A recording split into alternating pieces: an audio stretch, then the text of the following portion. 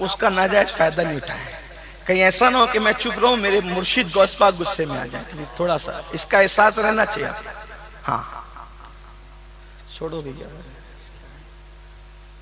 کوئی بھی حضور غوث پاک کا ذکر چل رہا ہے یا تو نیچے جاؤ درود شریف پڑھو. رب صلی وسلم دائما ابدا علی حبیبک خیر الخلق کلہم. کتنی اچھی بات چل رہی ہے، حضور کی بات، اپنے فائدے کی بات. آقا ارشاد فرماتے ہیں کیا؟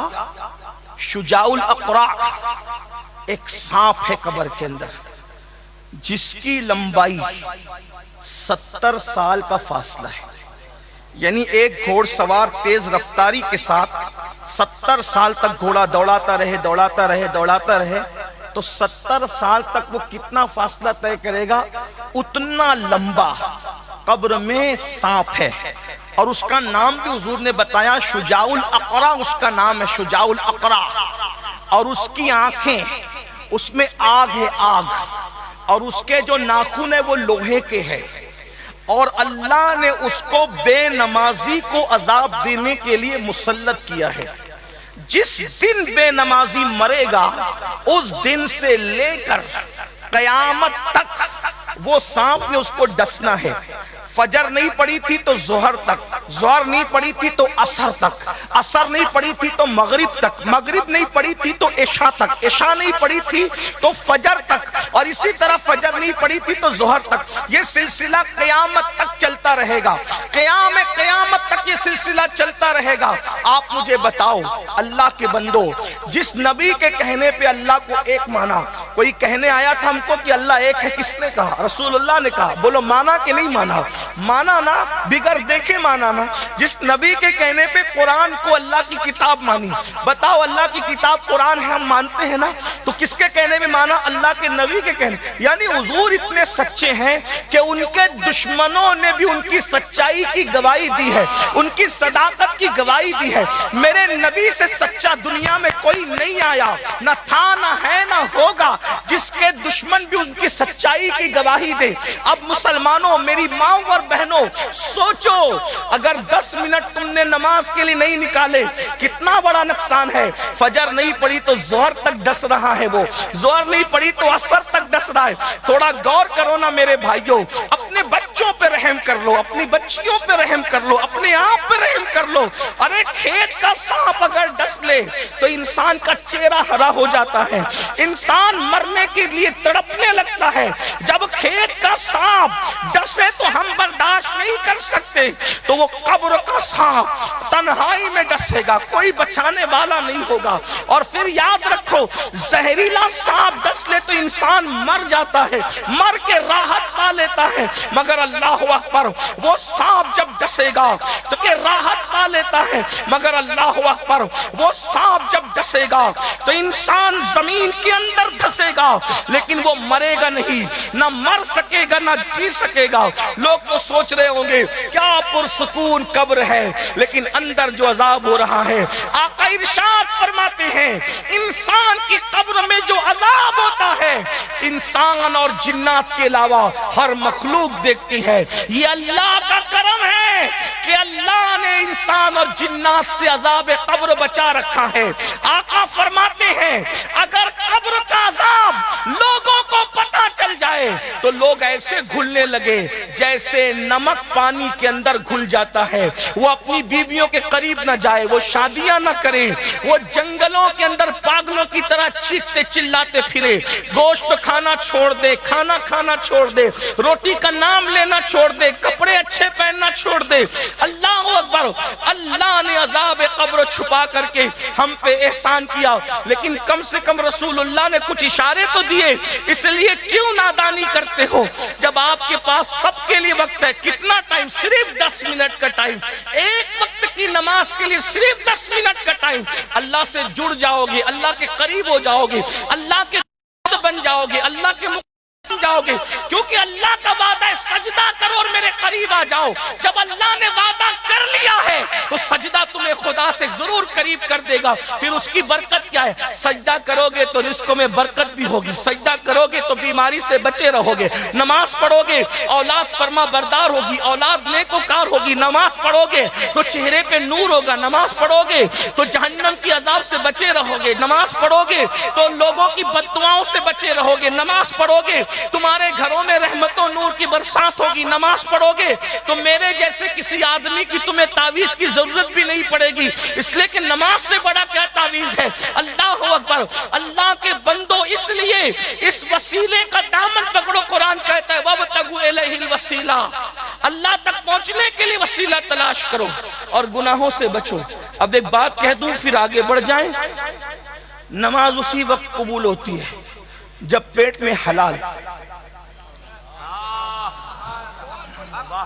اگر پیٹ میں حلال نہیں تو اللہ کے رسول علیہ السلام فرماتے ہیں جس کے پیٹ میں ایک لقمہ حرام کا گیا 40 دن تک اللہ نہ اس کی نمازیں قبول کرتا ہے نہ دعائیں قبول کرتا ہے. تو اس لیے نماز پڑھنے سے پہلے پیٹ میں حلال بھی ہونا چاہیے. جھوٹ بول کے کماؤ گے, دھوکہ دے کے کماؤ گے, کسی کا مال ہڑپ کر جاؤ گے, کسی کا قرض لے کر کے ڈبا دو گے, نماز قبول نہیں. کچھ لوگ کہتے ہیں مولانا نماز پڑھو سب معاف ہے. میں نے کہا بالکل سب معاف ہے, لیکن نماز ہو تو صحیح معاف ہے. اگر ایک سجدہ بھی قبول ہو گیا تو آدمی جنتی ہو گیا, لیکن قبول تو ہو نا. جب پیٹ میں حرام پڑا ہوا ہے, سب کا لے کر کے ڈبا دیا, کھا لیا, ہڑپ کر لیا اور رند کے رند رہے, ہاتھ سے جنت میں. آج کل تو لوگ حرام پر اتنے تلے ہوئے ہیں کہ آج حلال و حرام دیکھا ہی نہیں جاتا. میرے بچے اچھا موبائل استعمال کریں, میرے بچے اچھے کپڑے استعمال کریں, میرے بچوں کو بھی گاڑیاں ہو, میرے بچوں کو بھی اچھا مکان ہو. ارے نادان, یہ دنیا کیا دیکھ رہے ہو؟ حرام سے گھر بنایا تو کیا کیا, حرام سے بچوں کو آئی فون دلایا تو کیا کیا, حرام سے بچوں کے اچھے کپڑے پہنائے تو کیا کیا. ان کو بھی تباہ کر رہا ہے, اپنے آپ کو بھی تباہ کر. اگر بچوں کی پرورش حرام مال سے کی, نہ بچے تیرے وفادار رہیں گے نہ اللہ رسول کے وفادار رہیں گے. آج جلسے کتنے ہو رہے ہیں, آج سے 100 سال پہلے ایسے جلسے نہیں ہوتے تھے. جاؤ اپنے بڑے بوڑھوں سے, باپ داداؤں سے پوچھو, ایسے جلسے روز نہیں ہوتے تھے. آج تو جلسہ شہر میں نہ بھی ہو تو یوٹیوب پہ بیٹھ کر کے آپ پوری دنیا کا کہیں کا بھی جلسہ سن رہے ہو, لیکن جلسہ سن کے سدھر رہے ہو کیا؟ کیوں؟ کیونکہ پیٹ میں حرام بھرا ہوا ہے. اور بڑی معذرت کے ساتھ, اور برا نہیں مانے, جو سن رہے ان کی پیٹ میں بھی حرام بھرا ہوا ہے, اور کچھ ایسے ہیں جو سنا رہے ان کے پیٹ میں بھی بھرا ہوا ہے. زبان میں تاثیر کا بتاؤ کہاں تاثیر؟ بھئی حلال کو لازم نہیں پکڑو گے تو حلال سے تاثیر ہوتی. میں سب کو نہیں کہہ رہا ہوں حلال کی تاثیر ہے, بلکہ حلال کھانے والوں کی زبان کھلنا تو دور کی بات ہے, لوگ ان کو دیکھ کے سدھر گئے. مجھے کوئی ثابت کر کے بتائے کہ غوث پاک غریب نواز نے کتنی تقریریں کی ہندوستان میں, لیکن ہم سے 90 لوگ بھی نمازی نہیں بنے, اور ان کو دیکھ کر کے 90 لاکھ مسلمان ہو گئے. آپ مجھے بتائیں کیا تاثیر تھی یہ؟ اب آپ سوچیں گے کہ یار آپ نے تو مشکوک کر دیا مقرروں کے کہ ان کے, وہ قصوروار نہیں ہے, اصل میں قصوروار آپ لوگ ہو. وہ لوگ بے قصور ہیں, کیونکہ جلسے میں جب بلاتے ہو مقرر لوگ کو تو یہ بھی نہیں دیکھتے کہ کس کے یہاں حلال ہے کس کے یہاں حرام ہے, بلڈنگ کس کے یہاں ہے, دادا گیری کون کرتا ہے, کون دھاپ جما رہا ہے کہ میرے یہاں حضرت آنا چاہیے, حضرت کی دعوت ہونی چاہیے. اگر حضرت کی دعوت میرے یہاں نہیں کی تو سمجھ لینا پھر کیا ہوگا. تو پھر آپ سرنڈر ہو جاتے ہو, پھر آپ نہ حلال دیکھتے ہو نہ حرام دیکھتے ہو, وہیں مقرر صاحب کو پہنچا دیتے ہو. اور جو تقریر کرنے سے پہلے بیچارہ حرام کھا کے آئے گا وہ تو بے قصور ہے, اس کو تو پتہ نہیں, پتہ تو تمہیں ہے نا. تو آپ سے کہتا ہوں کسی رکشہ ڈرائیور کے یہاں کی دعوت لے لیا کرو, حرام دھندے والے کے یہاں کی دعوت نہیں لیا کرو, کیونکہ مقرر لوگ بے قصور ہیں, ان کو پتہ نہیں ہوتا نا وہ بے قصور ہیں. لیکن قصوروار آپ لوگ. دعوت لینے میں امیر غریب مت دیکھو, حلال و حرام دیکھو, خود کھانے میں بھی اور کسی اور کو کھلانے میں بھی. اپنے پیر کو وہیں لے جاؤ جہاں پر حلال ہو حرام نہیں ہو, یہ چیز ہونی چاہیے, تاثیر ہوگی. لقمہ حلال کی تاثیر ہے. اگر اپنے بچوں کو کوئی صرف حلال کھلائے نا, حلال, اس کی کوئی تربیت بالفرض وہ کر بھی نہ سکے تو بھی حلال میں یہ تاثیر ہے کہ بچہ وفادار ضرور ہو. یہ آج سود کے دھندے کر رہے ہو, ہر سال عمرہ کو جا رہے ہو, ہر سال حج کو جا رہے ہو, بڑی بڑی دیگیں چڑھا رہے ہو, اور پھر حرام کاروبار کر رہے ہو. کچھ کام نہیں آنا، کوئی کام نہیں آنا۔ حلال حلال ہے، حرام سے 40 دیگیں چڑھا دی نیاز کی، حرام سے کوئی فائدہ نہیں، حلال سے ایک گلاس پانی کا شربت بنا کے پیش کیا، وہ 40 دیگوں پر بھاری ہے۔ کیونکہ ہمارے بزرگوں کے یہاں تمہارے کھچڑی اور بریانی نہیں پہنچتی، وہاں تو دلوں کی نیتیں پہنچا کر۔ اس لیے حلال کو لازم پکڑو۔ یہ کیا سود کے دھندے کر رہے ہو، حرام دھندے؟ کیا حدیث نہیں پہنچی؟ کتنے مقرروں سے سن لیا کہ اللہ کے رسول نے فرمایا جس نے سود کا ایک لقمہ کھایا اس نے گویا اپنی ماں کے ساتھ 36 مرتبہ زنا کیا۔ سود کھانا اور کعبے میں زنا کرنا برابر برابر۔ کیا یہ نہیں سنا؟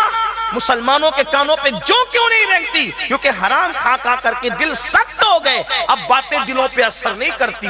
بلکہ آپ کو بتاؤں، علامہ ابن حجر مکی رحمت اللہ تعالی علیہ لکھتے ہیں، مفتی اعظم مکہ لکھتے ہیں، فرماتے ہیں شب قدر تھی، توجہ سے سننا بہنیں بھی، آج کل عورتیں بھی سود کے چکر میں پھنس گئی۔ کل تک 100 روپے قرض پڑوسن لے جاتی تھی تو خاتون کہتی تھی لے جا بہن دعا کرنا اور جلدی واپس لا کے دے دینا۔ آج عورتیں بولتی ہے کہ 100 لے جائے گی تو کتنے واپس لا کر کے دے گی؟ 110 لا کر دے گی تاکہ میرا پیسہ بڑھے۔ پیسہ ہی سب کچھ نہیں ہوتا۔ بچوں کو جوانی میں جو حرام کھلا رہے ہو یہی بچے تمہیں لات مار کر کے بھگائیں گے، پھر پیر جی کے پاس آ کے کہو گے پیر صاحب دعا کرو۔ حرام کمانے والے اور حرام کھانے والوں کے لیے پیر کی دعا بھی اثر نہیں کرے گی، علماء کی دعا بھی اثر نہیں کرے گی، آل رسول کی دعا بھی آپ کو اثر نہیں کرے گی۔ یاد رکھنا، میں سچی بات کر جا رہا ہوں، بیل والوں اگر ناراض ہونا ہے خوب جی بھر کے ناراض ہو لو، لیکن اگر میں سچی بات کر رہا ہوں تو خیال کرنا، کیونکہ حرام کھانے والے کی دعا پر نبی تائید کر رہے ہیں، نبی تو اللہ نبی کو ہی منع کر رہے ہیں آپ تائید مت کرو، میں اس کی دعا قبول نہیں کروں۔ حدیث ہے، حدیث ہے، میں آپ کو حدیث سنا، حدیث سنا۔ حضرت عیسیٰ علیہ السلام ایک جنگل سے جا رہے ہیں، اب ہم لوگ تو نبی کے غلام ہیں نا، اور نبی لوگ کیا ہے؟ دیکھو سچی بات کرنے کے لیے بٹھائے ہو تو سچی بات کر جاؤ، کسی کو ناراض ہونا ہے ہو جائے، گالیاں دینا ہے اس کی اپنی مرضی، لیکن سچائی ہے، کیونکہ میں آپ کی بھی قبر کا بھلا چاہتا ہوں اور اپنی قبر کا بھی بھلا چاہتا ہوں۔ تم بھی مرو گے ایک دن، آج نہیں کل میں بھی مر جاؤں گا۔ اگر آج سدھر گئے تو قبر میں سکون کی نیند سوئیں گے، نہیں سدھرے تو قبر میں پھر عذاب بھگتو، پچھتاؤ گے، پچھتانے کے سوا کچھ کام نہیں ہے۔ حضرت عیسیٰ علیہ السلام جنگل سے گزر رہے ہیں، دیکھا ایک بندہ خوب رو رو کے گڑ گڑا کے دعا کر رہا ہے۔ حضرت عیسیٰ کو ترس آ گیا، اللہ سے اس کی مولا کتنا گڑ گڑا رہا ہے، کتنا رو رہا ہے، مولا یہ جو مانگ رہا ہے اس کو دے دے۔ کس نے تائید کی؟ نبی عیسیٰ پیغمبر علیہ السلام، کواری بطول مریم سے پیدا ہونے والا وہ اللہ کا پیغمبر ہے، جسے روح اللہ کلمت اللہ کہا گیا، جس نے جھولے سے پالنے سے کلام کیا، جس کو اللہ نے کتاب عطا کی، جس نے رسول اللہ کی بشارت دی، وہ اللہ کا سچا رسول کہتا ہے۔